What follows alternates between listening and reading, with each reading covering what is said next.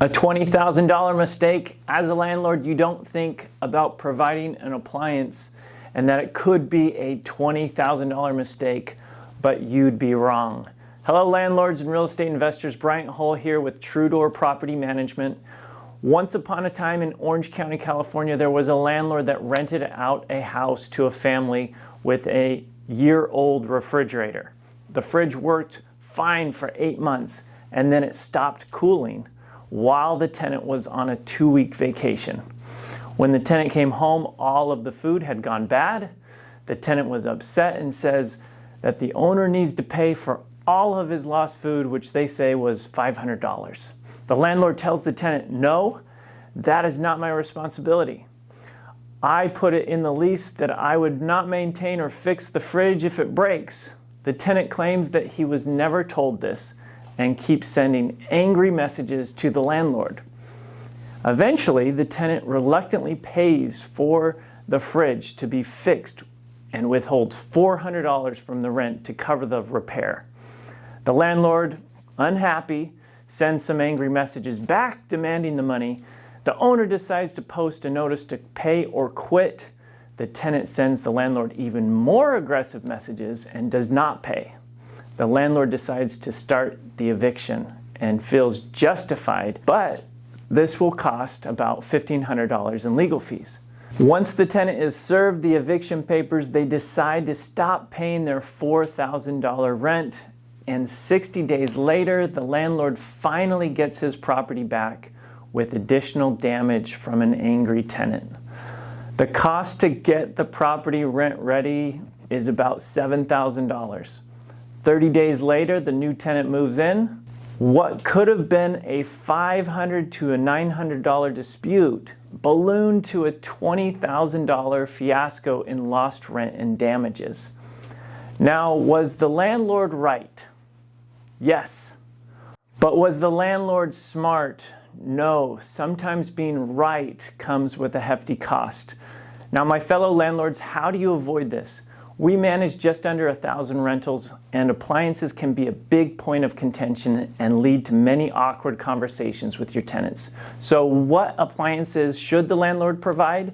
Who fixes them? If they break down, does the landlord have to replace them? Can the tenant bring their own appliances? I personally like to control the controllables. On my rentals, I provide an oven and stove, a dishwasher, and that's it.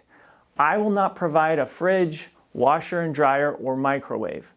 If they have problems with their fridge or their washer and dryer, they do not call me. If I'm not providing the appliance, there's nothing to fight over.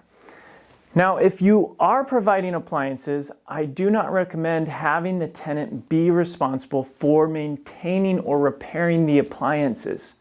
Too often, the tenant will conveniently forget that this is in the contract, and then I have to have an awkward conversation and a heated back and forth that inevitably leads to the tenant being upset. Even if the tenant eventually pays for it, guess what? I also paid for it, emotionally having to explain and negotiate with an upset tenant.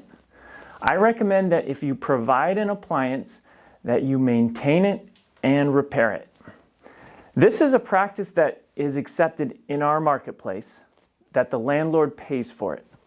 This practice leads to happier tenants, and trust me, you want happy tenants. Happy tenants pay their rent, happy tenants care for the property, and happy tenants stay in your rental longer.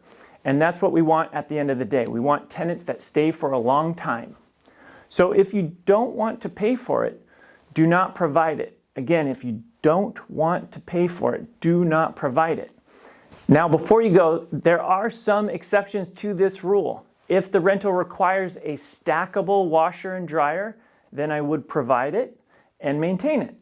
If the rental requires a special sized fridge in order to fit the space, I would provide it and maintain it because of the unique size requirement.